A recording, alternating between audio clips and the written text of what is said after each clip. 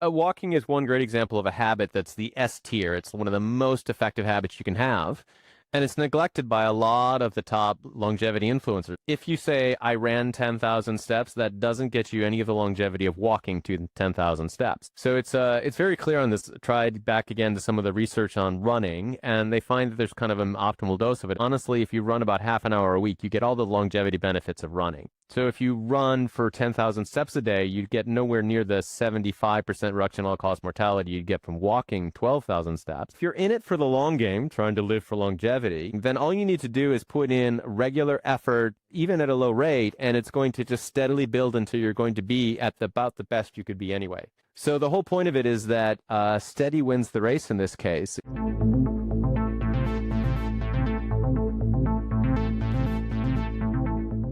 Crissman Loomis, welcome to the show. You are one of those people who like to put the results out there, and I'm interested in your journey here.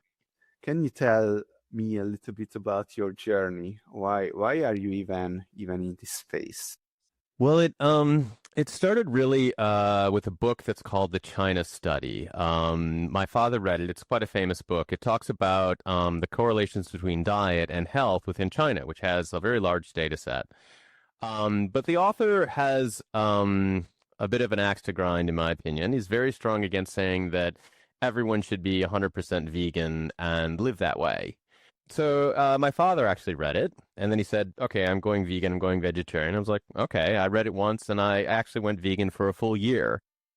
And after that, aside from almost getting cavities, getting warned by my dentist that there was getting way too much sugar in my diet, so my teeth were rotting from too much fruit, I questioned, like, is it really the thing? Like, do vegetarians just live longer than people who are not vegetarians? So I started to go into Google Scholar and just go through all the studies that I could find on veganism or vegetarianism versus people who eat meat or people who eat fish or other things. And that really started the journey where I started to say, well, these things that we kind of hear, you say that this is better for you or that is better for you. I just really started to go into the research and look at the observational studies to see, okay, well, the people who do these habits, do they actually live longer or not? Vegetarians maybe have a slight advantage, but it's going to be equaled by example, pescatarians who eat fish, which have a life extending benefit to it. Vegans actually seem anything to perform a little less well than vegetarians.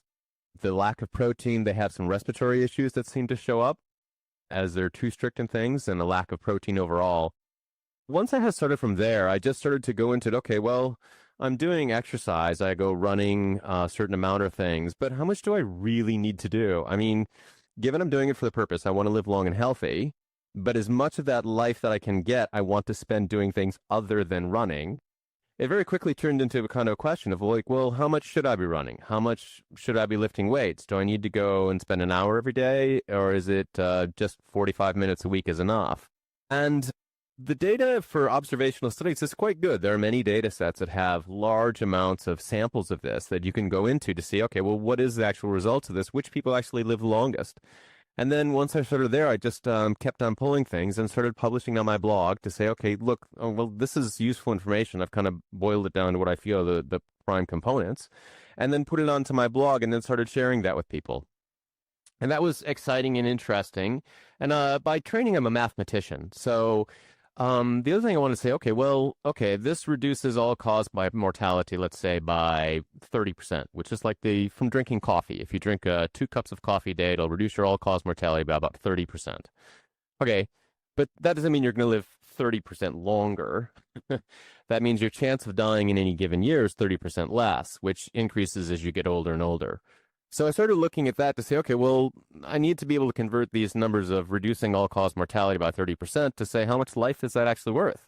And then I can do the comparisons of other things. So I started doing some actuarial tables and saying, okay, reducing all-cause mortality by 30% every year will give me how many actual extra years of expected life. So then I made a calculator out of that so that anyone could go on to that. And one of my pet peeves in life is sort of, if you go into longevity and you read about things that are healthy for you, oftentimes you'll get what I call just a laundry list, right? An unordered, unsequentialed, unquantified list of like 10 or 20 things. And I'm always like, okay, yeah, maybe they're all good, but which one is the best and how much? Like, is it worth it to worry about this at all?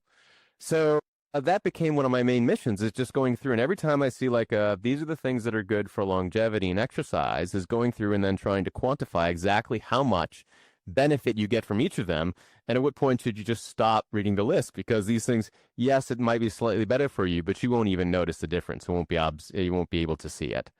So that was sort of how I got into it. And then I've just been kind of continuing to expand from there. Regarding that, let me ask you a question because how would you evaluate this? So this is a dilemma that I have in the longevity specific training is that you see, okay, on the one hand, you want to improve your biomarkers, right? Mm-hmm. And let's say you do specific workouts like strength training and running, cardio, high intensity, whatever. This improve your biomarkers so much better than something like learning how to fall, right? Like Learning how to learning fall. how to Okay. fall, it improves your biomarkers, but if you're only looking at it from the optimization of biomarkers point of view, learning Uh-huh. how to fall doesn't matter if you're doing the other things, right? But on the Right. other hand, most Mm-hmm. people die from falling. Okay, they have other problems, but eventually, Mm-hmm. not most, but a huge Mm. percentage, a fall leads to their eventual death, right? Uh-huh. So how would you, where would you put it? If you, I don't know what you meant by your categorizing them. Do you have a actual numeric system here or Yes, what? exactly. So I started with basically quantifying each of them based off of what the reduction in all-cause mortality is. And then from there, I went in to build that into the tiers of longevity and to say, okay, this is tier S, A, B, C, and can quantify each of them against each other. Something like how to fall, honestly, is one that I haven't looked at directly, so I don't have any numbers ready to go on that. But that's going to be a combination of things of the frailty you get as you get older. And a lot of the issue with falling is not that they don't know how to fall, but rather that they don't have the power to do the response to catch themselves. My father is getting older as well and is also struggling sort of getting around the house. He's over 90 now and is sort of beginning to kind of counter surf, if you will, right? Just so he doesn't fall on something because it is a very big thing as you get into that age. Basically, I've focused on only on the things where if we can get enough observational data that we can say, look, this is going to reduce your all-cause mortality by this percent. And that's the basic, the ground truth for me of which intervention I'm going to focus on is the one that's going to give you the greatest reduction in all-cause mortality. How about morbidity? Because there is another tension in the biological aging clock space that should we include morbidity or is just mortality? What Right. do you So think about that? there was an excellent study done by Harvard Medical School, the Chan Harvard Medical School, where they looked at the five greatest interventions for living as long as you can. And they end up being kind of what you would think they are. They are don't smoke. Okay. We have some findings on that at this point. Other ones are do muscle training, do exercise, eat a healthy diet, and maintain a healthy weight. And of those five things, he also then took a look at the morbidity versus the mortality of each of them. And he found basically that each of them give you, after the age of 50 or so, a certain amount of lifespan out of it, an additional lifespan. And of that lifespan, of that additional lifespan, 80% of it will be a healthy life, not with any major diseases, not a morbid life. So I try to simplify that by saying, look, I'm going to look for the greatest life extension because that will also, 80% of that also will be healthy life. The one exception to that, unfortunately, that had a negative effect was BMI. So carrying excess weight on your body. And this doesn't kick in as quickly as you think. You don't need to be like it has a deep basin to it. But once you get to around a 30 BMI, and by the way, this isn't like whether you're getting that from muscle or whether you're getting from fat, basically you're carrying the extra weight either way, is that then seems to kick in morbidity significantly faster. So you don't, it's going to cause you to have more unhealthy years of your life. So in terms of that, that's the only exception that I really found. Otherwise, generally things that are good for extending your life also extend your healthy life. So aside from being particularly careful about your overall body weight, I think that generally you can simplify it just down to looking for what extends your life. It occurred to me that sleep was not in there. Is there a reason or not? Yeah. Sleep is so oversold, and it just doesn't. I mean, Yeah. I get it. Like it seems like it's super important, especially if you have a bad history of it. But I mean, there's a bunch of contradictions here. First of all, the optimal amount of sleep just for all-cause mortality is 7 hours. That's considered to be the time you want to You say sleep. 7:30? Just 7 hours total hours of sleep. Uh, Okay. they should be the same hours, right? You shouldn't be going, sleeping early one night and sleeping one late night the other. But in terms of all-cause mortality, it would be like a D tier or something. And also, it's more important that you sleep less hours than that you sleep more hours. I mean, there's a kind of a feeling that, oh, I should be sleeping half of my day and then I'll live forever the other half. But actually, it's less healthy to sleep 8 hours than it is to sleep 6 hours.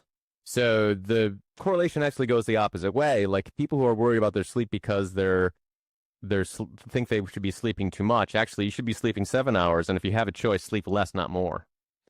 So it's a bit counterintuitive that way, that basically the benefit runs the opposite way, and the effect size just isn't that great to put it on the edge of you'd live longer drinking coffee, even if it messed up your sleep, than you would from the lost sleep time you get from having caffeine in your system, for an example. Yeah, let's talk about cholesterol and then peptides because I've been a bit Hmm. well, I think I'm not conflicted on cholesterol anymore, but there are still open questions for me. My understanding is that there are all these metabolic markers, right? Like glucose and insulin and triglycerides and Well, cholesterol and whatnot. Okay. There is no scientific debate about anything except one thing. Glucose has to go low, HbA1c has to go low, not too low, but low generally. mm-hmm. Insulin has to go low, triglycerides has to go low. Okay, so what HDL probably have to go up, you know. LDL, okay, now we have a problem with LDL here. With LDL, it doesn't really matter. Probably VLDL matters more. Everyone wanna say that VLDL has to go low, and ApoB is the one that really matters, which has to go low. Problem. I have a problem because in the Longevity World Cup, I don't know if you heard about that. It's a competition I launched, and Yeah, I saw a bit about it. yeah, last year we were using PhenoAge. This year we are using Bort's age. And an Okay. interesting thing about Bort's age is that it considers total cholesterol, and the higher your total cholesterol is, the better your Bort's age is. And it's not right, Okay. exactly. Okay, so because this is not it wasn't a choice, a design choice by the author. This is what result he found based on the Okay. data set that he was examining, right? Right. Now that gets me conflicted, right? It got you conflicted as well. Okay, so what's your take on? Do you have Right. any So speculation here? let me look back and talk about limitations of PhenoAge first, because I mean, that's quite an Oh interesting yeah. one. It's been around for a while. But like, here's one that's kind of funny I find from that one to start with, right? So it could, I think it has triglycerides or something in PhenoAge. Or no, it has Does that? glucose. It has glucose level or insulin. Yes, it does have Right. glucose. And that's like an artifact. Like basically glucose is not as good of a biomarker if you're looking at longevity as HA1BC. Like that one is going to give you a much better reading about sort of the long-term glycanation of the bloodstream. I'm making up terms. I'm actually, as I Yeah. mentioned, a mathematician, not a doctor. Borts have both Bort. Okay. HbA1c and Borts. The Borts Right. I Okay. clock has both in it. Yeah. Right. So you get better indication from that. But another fascinating one is that PhenoAge doesn't have LDL at all or cholesterol. And the reason that is that of all those, here's one that you might not have thought about because I haven't written the blog post yet. It's in work.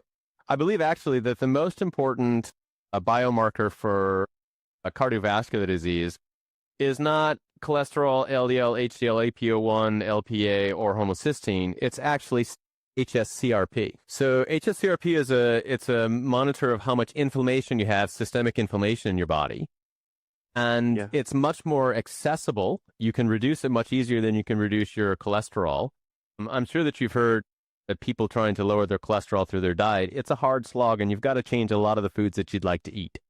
Which, I mean, even for foods that people like to eat is a hard thing to do make change for.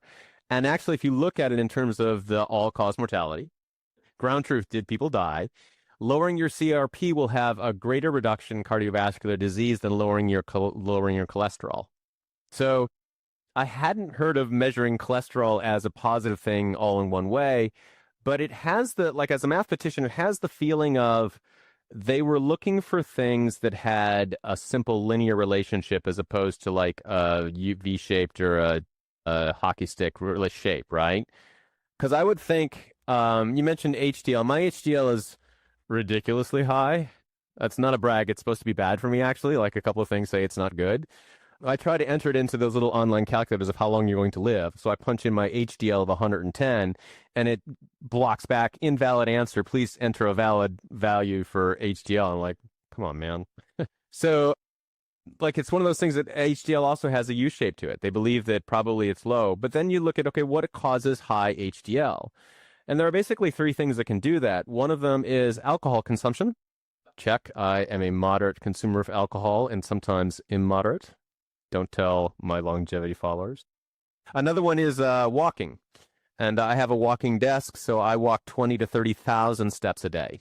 And it's like the chart is linear. Basically, the more you walk, the higher your HDL will be. And then the third one is weightlifting. And That's unreal. That's too low. well, I tell you, if you were walking all the time you were programming, you would get in a lot of steps too. Yeah, I just get the standing desk and it's a game changer already. So I'm now starting to feel like maybe I could do the walking stuff as well. Well, where were we? Wait, you also said the lack of U-shaped curves, which is very important because when I first implemented the PhenoAge algorithm, right? Yeah. I'm like, what the fuck is going on? The higher your albumin goes, the better it is. It's like you're dead at one point. Why? And you go into negative. Right. It's right. Like no, Yep. this doesn't work like this. This is bullshit. So so I had to. I just patched it. I'm a programmer. Patch it. I introduced some caps, right? Yeah. So there are a few things like CRP. CRP can go as low as it can go. That's okay. There is no U-shaped curve, but almost everything else have a U-shaped curve. Right. So yeah, there is a lot of things about PhenoAge. And when I realized, okay, so Mike Lustgarten did a research about where these limits should be in the PhenoAge algorithms. And when I realized it, I was like, okay, so let's look at other biological aging clocks. And turns out all the fucking biological aging clocks has this exact same problem. And this is such a design flaw. Like what the fuck, man? Like, come on. Yep. It's bad. But right, they're just doing like a linear fit, basically. They're trying to say, okay, we're just going to use these things as a bunch of linear things and do a linear model to it. And most of the biology stuff have a sweet spot, not of the more the better. Yeah, but the argument is that it works on a population level. Right. Yep.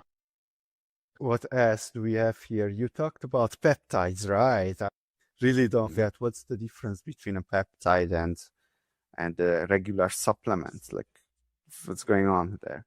Right. I mean, the peptides are going to be sort of, and I'm not entirely sure on this yet either. I tend to be a slow adopter because when you're using the baseline of all-cause mortality, you have to have a lot of people doing it before you can get the data to see whether they died faster or not. And at this point in the research, I think that basically from healthy life habits, healthy diet, healthy habits, healthy exercise, you can get to probably over 90 years old. And then after that point, now we're on it's a different game. So you talk about the kind of, I was mathematically modeling it and this part didn't work out, so I just added in a fix. I did that for the longevity tables as well. I noticed that like, okay, so if I stack together all of these reduction in all-cause mortality, eventually all-cause mortality would be like half, like 5% or something, and then I would get predictions that you're going to live to 140, which nobody's going to do. So I have around the age of 100, it's just a flattening thing. Like whatever your interventions are that got you to 100, they're not going to get you past that. And now it's about a 50% chance every year of dying, right? So the peptides are still, I think that they will be the future, but I'm not actually sure. I mean, when we had, it's kind of like a long person who's been trying to live longevity stuff for a long time. When the microbiome came out, it was really exciting. And people thought, oh my gosh, we're going to figure out how to decode the microbiome, your gut biome, so that you eat the right foods. We'll turn this around. And aside from being able to like fix celiac disease through a transfusion of bacteria, really nothing has come useful out of it aside from eat fiber, right? So I've done my American biome, American gut, and other things to have my biome sequenced. And sometimes it's like you have a great biome. Yay, I'm a good person. Your biome is bad here. Oh, I'm bad. And like basically the probiotics and the prebiotics seem to be questionable in their effect at all. It doesn't seem to work. And sometimes even counterproductive. Like they found things where if you take probiotics too aggressively, then you actually damage your native fauna. And maybe too much variety is also not good. So I'm hopeful that peptides will actually have benefit to that. And at this point, they seem like they do, like with Ozempic and some of the other things. But in general, at this point, I'm like, okay, well, if I do these habits, I can get another, I'm 55 now, so I could get another 45 or so, maybe years out of it. And hopefully they'll have figured out something more stable by that time. Because I don't think, at this time, I don't have any particular peptides that I recommend, aside from the ones that are already being done, like Ozempic and semaglutide for losing weight, which is very healthy. Yeah, I tried liraglutide, right? One of the earliest daily dose stuff. Mm-hmm. But it completely messed up my sleep, heart rate. Yeah. Not just heart rate and heart rate variability, but also I actually wake up at night because it messes up my sleep so much. The reason why the side effect didn't appear yet at that point is that people have a shitty sleep, so they just don't notice if it gets shittier, But my sleep is really good already. Well, anyhow. I mean, the response they usually give from the people who are pro Ozempic and other things is like, okay, titrate the dose, right? Like, okay, so drop it down so it's not messing with your sleep, but it's still suppressing your appetite. I don't know. Anyway, what's the point? The point is that I really try to hack it around, and perhaps there is some hope if I would try semaglutide or retard trizapatide, I don't know all this stuff. There might be hope, but based on the mechanistic stuff that I've read, I'm not very hopeful about those, So we'll see. We'll see. Anyhow, you said something very interesting there, because you talked about the motor unit loss is the bottleneck for 120. And I am wondering if you're coming from the same direction as I do, or you're coming from a completely different direction and you have some new information to share here. So I did follow Tony Ragia. There is a YouTuber guy. Tony Ragia, yeah. He created. He wrote a paper which is like, it's not a proper scientific paper. It's kind of like an essay, a more technical essay, but let's call it a paper. And there he said some interesting stuff about this motor unit loss. And then Mike Lastgarten started to look into this as well. And he brought up a couple of more things. Hey, there might be something about it, and it's very underappreciated. For example, the 16-year-old woman who just died, perhaps she died from her lungs not being strong enough anymore to breathe, right? Yep. Died of old age. So it seems you are familiar with this story. The question is there anything else you can add here, or this is the reason you believe that's the bottleneck? Well, I mean, it comes from exactly what you said. I mean, Tony Ragia did a fantastic job. Like you can ask ChatGPT and it won't give you the answer that he found, which is to say that no, motor neuron loss and the loss of strength is fundamental. You can make it through to 100 years old, but after 100 years old, virtually no one can even walk without assistance. No, we're not talking about lifting anything, just walk without having to use a stroller or some kind of a thing. So that I don't take anyone's word for anything. I go to the studies. So then I went into the studies and started to go through them. And there's the study, it's not new. That's one of the other things that's funny about it. One of the studies I was reading was 1977 that talked about, look, the maximum, your body then tries to cover for the loss of the motor neurons by having one neuron control more muscle fibers, right? Oh, this muscle fiber doesn't have a neuron, we'll sprout and then cover that muscle neuron. So you don't notice the loss of the motor neurons because they're starting to cover more weight. But that only works until you get a load of about 5 times what they started with. And then instead of like covering for the 6th one, the whole motor neuron then becomes overloaded and you lose all 5 in an instant. So there's they have beneficial sprouting that they talk about, but then once you're getting to like an average a motor neuron density of around 5 times what it started with, now it's unproductive, negative sprouting, and it's basically accelerating the loss. So that's why the process kind of is invisible, and people are like, well, maybe you just go to the gym and you'll be fine. But the gym does nothing for your motor neurons. The cases are very clear. They will make you stronger, so the muscles that still remain can still be fired. But once you lose all the wiring, it doesn't matter how strong the muscle fibers are, you don't have the wiring for it, and you can't move anymore. Tony Rigue and I, we have some disagreements on this kind of thing, but he absolutely is the source of this, and this is the biggest challenge that we have, is trying to find a way around this. And this is something that when you look at Aubrey de Grey and his 7 hallmarks of aging or 11 whatever, completely misses this particular mechanism that takes everybody out and is not cured by, say, improving mitochondria. Tell you, Aubrey de Grey. I'm just going to interview him. So if you have any question regarding this, then throw it. Please challenge him on how are we going to live without motor neurons? See, that's the thing. We need much more attention on this because no matter how good your mitochondria. So Maria Brañas Morera, the woman you mentioned who died at 116 last year, her mitochondria was excellent. The function of her mitochondria was comparable to some teenagers or something. She had great biomarkers, but it didn't save her from... How is that even possible? She didn't exercise and stuff. Yeah, I mean, she was in a wheelchair from, I think, her 80s or so. So the doctors are saying, we can't imagine why she died. Meanwhile, she's old and strength and weak in a wheelchair for the last 40 years of her life. Yeah, she had really good genes, though, and other things. She had some definite benefits and some very strong things. I read the whole paper that Tony linked to as well on her cause of death and kind of how well she was doing. She did really great on the PhenoAge, results as well. I don't know if she'd have won your contest. I guess if they die, they're no longer eligible competitors, right? Well, the PhenoAge is historical, so yeah, it's good work. Actually, that's a pretty good point. I might just start her as a honorary athlete. Right. Yeah, and I'm very interested in where would she rank in the longevity World Cup, Let's see. So I was trying to think about maybe Mike. Maybe he's taking over Mike. So Mike is Mike. He won your the PhenoAge contest, deservedly so.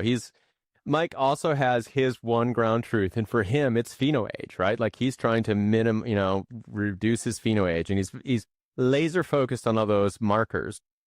But for me, I don't think the markers matter as much. I think that there's can kind of become like a fetishism, right? Where it's like, okay, my triglycerides are 70, but I want them to be 50 kind of a thing, right? And I don't think that gets you a material increase in longevity. So although I very much enjoyed having the throwdown with Seam Land and Brian Johnson, and was proud to be better than Brian Johnson on 27 out of 50 biomarkers, despite being 6 years older. But I don't think that stuff is going to give you that good of an indication for how long you're going to actually live versus some of the habits. Walking is one great example of a habit that's the S tier. It's one of the most effective habits you can have. And it's neglected by a lot of the top longevity influencers. Brian Johnson, as far as I can tell, does no effective walking. And you cannot speed run the walking. Like, if you say, I ran 10,000 steps, that doesn't get you any of the longevity of walking to 10,000 steps. So it's very clear on this. So was tried back again to some of the research on running, and they find that there's kind of an optimal dose of it. Honestly, if you run about half an hour a week, you get all the longevity benefits of running. So if you run for 10,000 steps a day, you get nowhere near the 75% reduction in all-cause mortality you'd get from walking 12,000 steps. You get around the 30% or so reduction you get for aerobic benefits. So, but neither of those really are going to show. Like, it's really hard to look at someone's biomarkers and say, does this person run? Does this person walk? Right? Like, these kind of things just don't show up in that level of granularity. And so I think it's more important to focus on the habit level, also because they're just more accessible, right? Like, if someone says you really should have a lower LDL, it's kind of like, okay, where do I get that from, right? Like, how do you do that in your life and know that it'll have an effect? But if somebody says you really should walk 12,000 steps a day, then that's something that you can make a plan around and actually do. Like, one of the fun things is they used to say, I think actually some people probably still do, that sitting is bad for you. You shouldn't sit. Okay, so now you have this guilt feeling, like every time you sit down in a meeting as opposed to standing, or you sit down to eat a meal, you're like, I'm killing myself by sitting here, or watch a TV show. And I looked at the numbers at it, and the trends were kind of weird, right? Like, lots of people have desk jobs and live just fine. But it turned out that there was definitely a negative correlation with longevity once you got after 12 hours of sitting. But the thing is when you talk about someone who's sitting for 15 hours a day, it's not that they're sitting for 15 hours a day. It means they're literally doing nothing else. There's no other time left in the day once you're sitting for like 15 hours other than getting up and going to the bathroom, maybe cooking food. So it's not about the sitting. It's about the once it gets to that level, you're not walking or doing any kind of activity. So reversing the frame of it to say, look, I'm not going to tell you about you shouldn't be sitting. You don't have to set a little timer to distract yourself and jump up and do a bunch of jumping jacks and get back to your work, which also is going to destroy your concentration during your work. Just, right? I mean, focus. Yeah. It's like, fuck, I'm so annoyed by these, micro breaks, the best thing in the world, except that you want to get shit done. And Exactly. Like, that was like, just as you're starting to focus in on something, like the next thing I need to do, and then you have a little alarm go off and now you've got to do that. So instead of say, don't worry about that at all, just make sure that you get in the walking, and you can do that on the way to work, on the way back, while you're working, whatever. So the positive framing for that, I think, makes a huge benefit in how actionable it is and accessible it is for people to get the benefit out of it, as opposed to kind of looking at the negative side.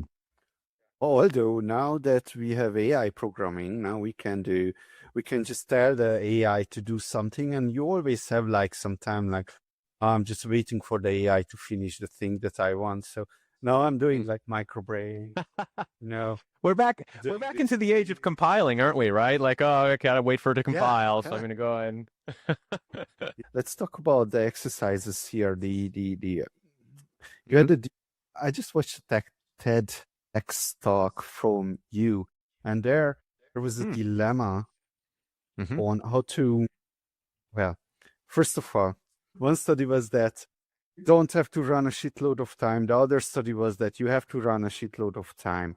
So, right. What's going on there? Right. So the thing is that oftentimes there's sort of like you should run a lot, and then they're looking at sort of the biomarkers you get out of it, right? So actually the specific thing is they often talks about how VO2 max, which is your lung capacity, is correlated with long life. And basically, the higher your lung capacity, the longer you're going to live. But then the other side of it is the study that I mentioned before, which says that if you run, let's say, about half an hour or so a week, every week, then that's all the benefits you're going to get out of it for longevity. So I was looking at this conflict saying, like, look, I should be as super fit as I can with the maximum amount of VO2 max that I can achieve, but you're telling me I only have to run once a week. And that one puzzled me for a long time until I found a study by a pair of Australian gents who looked to see how basically your VO2 max improves over time. And basically, VO2 max is, as long as you're running every week, it's just a straight line for how much total time you run. If you run 3 times a week versus once a week, The only difference is that you're going to progress 3 times as fast. But if you're running for a year or two, you're also hitting the max either way. You just hit it 3 times faster if you ran 3 times a week. So that was how I resolved the paradox of realizing that, yes, your lungs should be as healthy as they can. But if you're in it for the long game, trying to live for longevity, then you got a race coming up or something, then all you need to do is put in regular effort, even at a low rate, and it's going to just steadily build until you're going to be at about the best you could be anyway. I shouldn't say the best, but you'll be close to where you could be. So the whole point of it is that steady wins the race in this case. If you're just steadily building and you don't ever take a break so you fall down again, like your body will then drift off all of the genetic the biological enhancements you made. As long as you're keeping consistent over the period of a year or so, you will be fit. So that was the resolution to the paradox, is it doesn't have to be 8 hours. Like most of the studies on exercise are like 1 or 3 month studies. So they don't get to that point. So then they try to cram it in as hard as they can. They run every day for like an hour or 2 hours or something. But for longevity, you're much better served just by doing sort of a minimum amount of it, and your body just continues to improve over that time until you reach pretty close to where you would be anyway. What's your ideal training protocol for longevity? No. I mean, the types of trainings. So there's 4 components. So I've put together the Unaging Challenge, which then goes through and teaches the ideal longevity training outfit. So there's basically 4 different components that all seem to be cumulative with each other. So one of them, as we've talked about, is just aerobic exercise. And this is running kind of any speed that is fast enough so that you're able to be a little bit out of breath. You would have trouble having a normal conversation. The second part of it then is the high intensity interval training, and the response that the body has to high intensity. This is at 90% of your maximum heart rate. This is to the point where not only can you not talk, you're lucky to get out a few words. This is maximum effort. And this has a huge benefit on top of just doing the aerobic stuff. So it's a separate component, orthogonal. The next component after that is I consider to be the weightlifting, the strength training. And this one, we talked about having like lots of exercise, having a U kind of benefit where there's a sweet spot to it. Strength training actually is not a U. I think of it as like a V. Like many people are shortening their lives because they do too much strength training.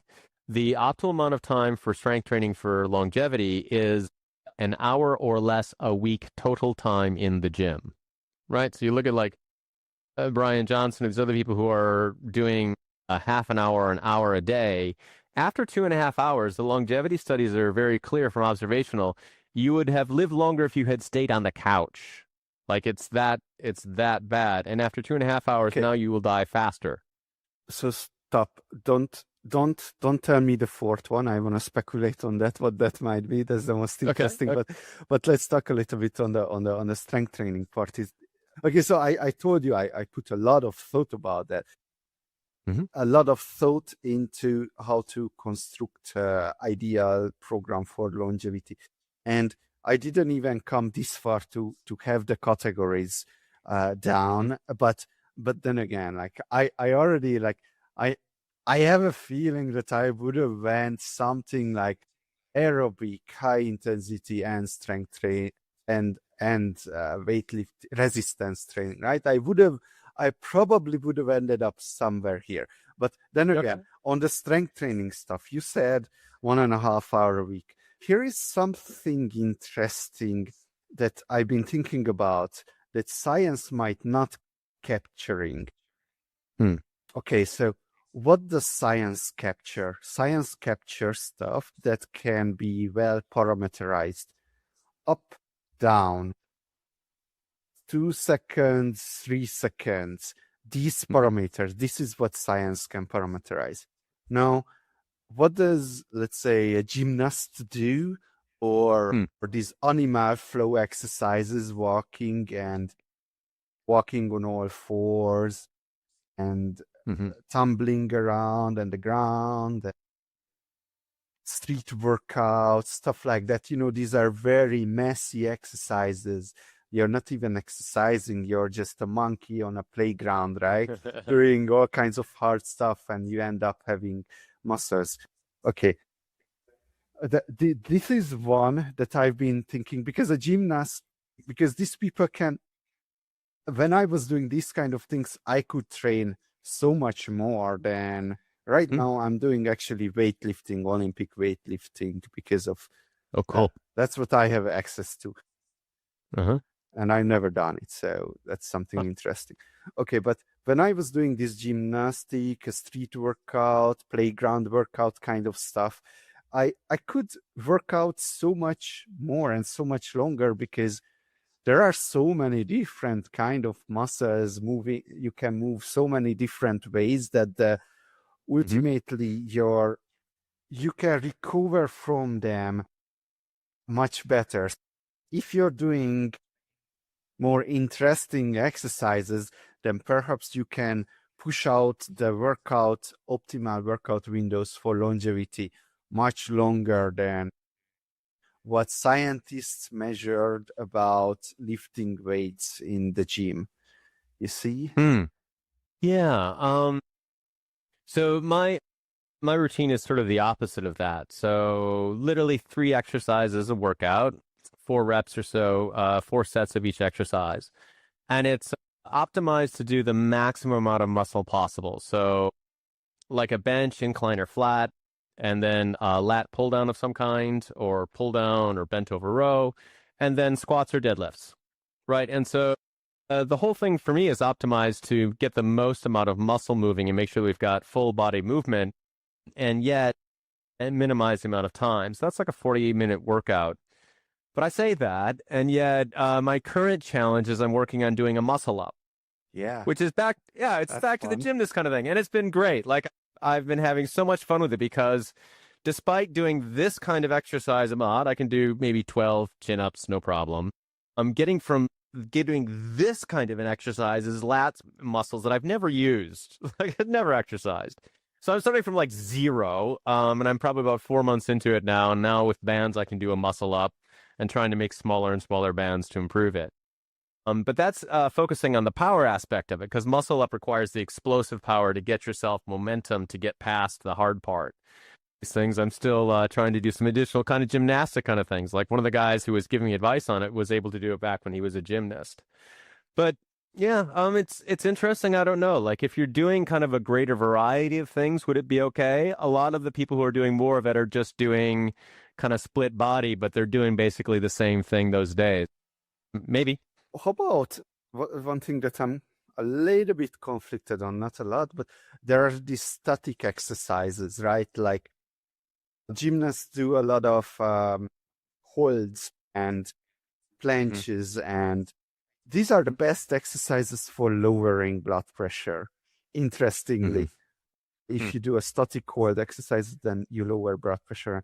We know that gymnasts are doing a lot of these things, and we know that gymnasts are one of the people who live the longest among all gymnasts. And what's the other thing when you have to jump around, pole jump and something like that? Yeah, a pole vaulter. Yeah, okay. But gymnasts, Yep. static exercises. Have you ever looked into static exercises for longevity, or you just out of scope? Yeah. Yeah, so I did an article where I was looking at blood pressure, and that one comes up, right? So the isometric exercise, we were doing a wall squat, right? Basically, you get down and you lean against a wall. I tried it. I already do squats, as I mentioned, quite significantly, and I found no benefit at all over what I was already doing for the squats. Which kind of makes sense. I mean, it was, but for people who are not doing an exercise, then the isometric is going to give them the biggest bang for improving their blood pressure. So I've kind of looked at it in that sense, especially for the blood pressure thing that you mentioned. But I found that since it didn't give me any benefit over the squats that I was already doing, I kind of thought, okay, it doesn't seem like it really is giving a specific benefit to it. So I do find that I'm able to do whatever I want. The squats and deadlifts will also give you flexibility, which surprised me. I thought I needed to do stretching. I haven't stretched in years, but I can touch my toes, which I couldn't do before I was doing the exercise and the weightlifting in the gym. So the basically the fundamental exercise I think give you the most benefit out of it And I don't know, it's sort of difficult then, as I said, since I'm always looking at the all-cause mortality, it's hard to say, okay, this person was doing this kind of exercise. All you've got really is the time in the gym. And it seems that more after about an hour is not a good thing. You just dropped a clue there about the fourth pillar that it's not going to be stretching. Okay, No, it's not. let me guess. Is it balance? Nope. Okay. Now this is getting interesting. What could it be? So we are talking about an exercise, right? An exercise type. We talked about motor units. So perhaps something about explosion. Nope. No, none. Okay. How about movement culture? Like movement culture, like dancing or martial arts? No, Nope. not that. Okay, wow. You're gonna you're gonna say that was obvious when I tell you. We've talked about it several times already. Strength. Nope. Wow. Okay. I don't know. Tell me. Walking. Oh yeah. Okay. I know what you mean. Yes, of course. The non-exercise activity aspect, right? Yep. Well, I didn't look into the studies, but that's my understanding as well. So it has an additional benefit even if you do all the exercises, right? No, I mean, all of these, I have kind of studies in various ways, but all of them stack with each other or are cumulative. So the benefit, each of them, I find it to be fascinating because basically, I mean, you could do sort of a pyramid of this because the high intensity, you can only do it for about a total of a half hour total time per week, right? Because it's high intensity. You were going at maximum effort. And then for the running, you can do around 30 minutes of that. And then for the weightlifting, it's about an hour. And then the walking is the easiest and the hardest of all of them because all you're doing is walking, and most people can do it. But at the same time, to get the right dosage, you need to do it for about an hour and a half to 2 hours a day. And for many people, if you haven't built that into your life, where you have kind of things that you do where you're walking or cheated and gotten yourself a walking desk, it's very difficult to get that amount. It's one of the Unaging challenge has 4 different stages to it. And that's the one where I kind of get more negotiation, if you will. Like, how about I only walk 8,000 steps a day? What about 10,000? Let's see, 10,000. I'm like, it's the challenge. 12,000 steps, do what you can. I mean, this is always, of course, always your own ability and time and life intervenes and that kind of thing. But at the same time, I've had several people who've come back of like, no, that was the most significant of the 4 challenges. Like walking 12,000 steps a day, I sleep better. My VO2 max got better from the walking than the aerobic challenge, right? So I've had actually several people like, no, that's when I lost weight, who have said, actually, that was the one that moved the needle the most. Because it's such low intensity, you can do much more of it, and it just has sort of it reduces your CRP, the inflammation marker that I talked about the most, because you can just do it for the most clock time of any of the exercises. Really? Okay. What's the Unaging challenge? So the Unaging challenge is a program that I do. It's a year-long challenge. The idea behind it is that we're going to teach you all of the habits that will give you the longest life. So the quick pitch is 1.5 hours of exercise a week, an extra 20 years of life, right? And we're not counting the walking in that hour and a half. Oh, and just that's not really exercise. It's just walking. Yeah. So there's a bit of a sleight of hand there, but the other ones, like the high intensity, the running, and the weightlifting, all can be completed in a total time of an hour, 90 minutes a week. So we go through 4 different challenges in the year, and each challenge then is just getting used to the new habit that we build. Starts out with the high intensity and the aerobic. The next challenge is then the strength challenge. After that, it's walking, and then we go into tuning of the diet. With some very basic things on that, sort of like just counting kind of servings of sort of things as opposed to getting into calories or grams or anything. It's been fantastic. I found it to be hugely rewarding.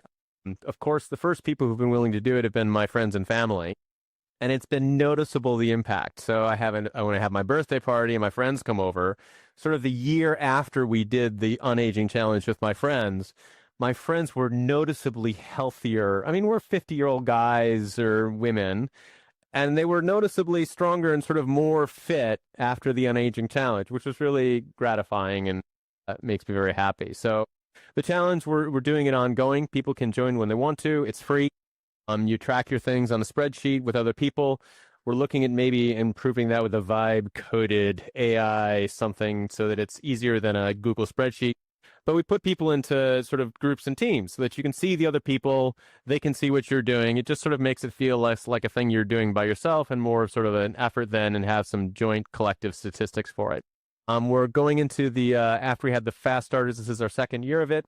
And I hope to grow it to very large numbers, but honestly, it's still quite small.